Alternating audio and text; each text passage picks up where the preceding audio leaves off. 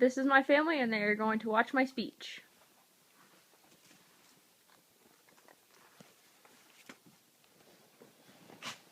How many of you know the number of farms that had hogs on them in the 1900s?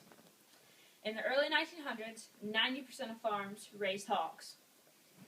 As a future representative of the hog industry, I want to be sure that everyone knows the facts and the histories about it, which is why I chose to talk about this topic. According to the United States Environmental Protection Agency, pork production is an important component of American agriculture and an important part of the American diet and way of life. The topics that we're going to focus on today are going to be past, present, and future. So to understand how the hog industry became what it is today, let's start from the beginning. In the past 100 years, the hog industry has changed dramatically. In the past years, the pigs were housed in A-frame houses and sheds with open doors and vents at the top. Eventually, they would go to concrete floored buildings for finishing, which led to some leg problems, but eventually the leg problems subsided. Farrowing, which is, most of you probably don't know, farrowing is when the sow is ready to have her piglets, and a sow is a female pig that has already had a set of pigs. Farrowing of the hogs was only in spring and fall in the 1900s. The farmers wanted to have the pigs in the spring, so come fall, he could let the pigs out in his cornfield to chow it down. The uses of the pigs back then, the types of pigs back then were lard type.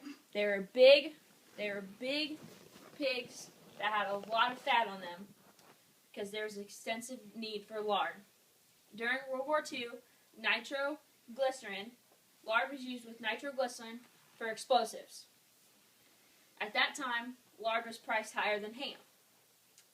Lard was soon replaced with vegetable oil, which then became the bacon type, which is the long, leaner type, so that way it'll produce more bacon.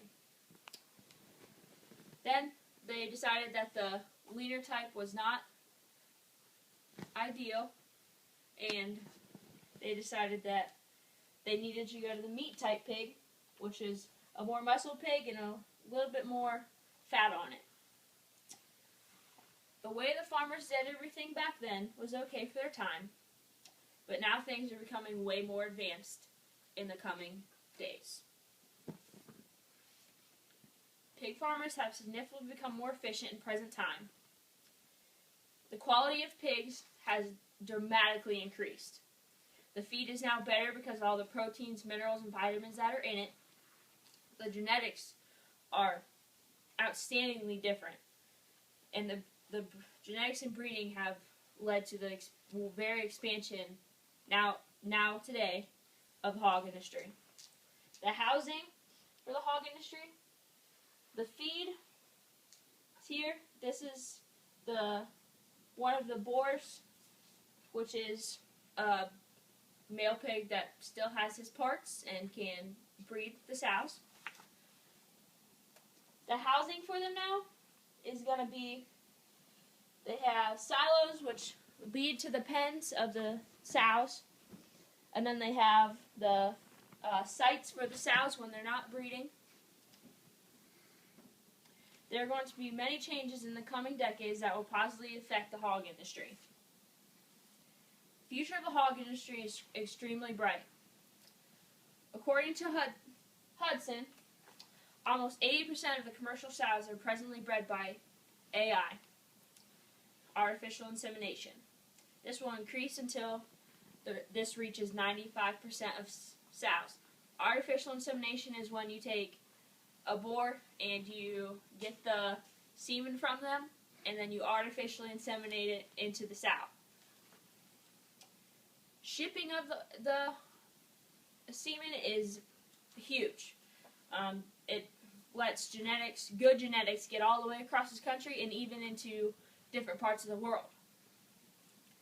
Global markets are going to be a huge part in this. The competition between global markets and everything that has to do with global markets. The relationships that come between all the ag industries and everything. According to Steve Murphy of the National Pork Board, global competition, customer satisfaction, and key relationship building between complementary segment of the United States agriculture will be the key in the success of the pork industry. All the above topics are why I believe the hog industry will stay strong through the coming years. It has always stood on its own feet, and it will continue to do so. The 3 things you should have taken from the speech: how farms were then and now, the future of the hog industry, and facts about breeding. I hope that you all enjoyed this speech.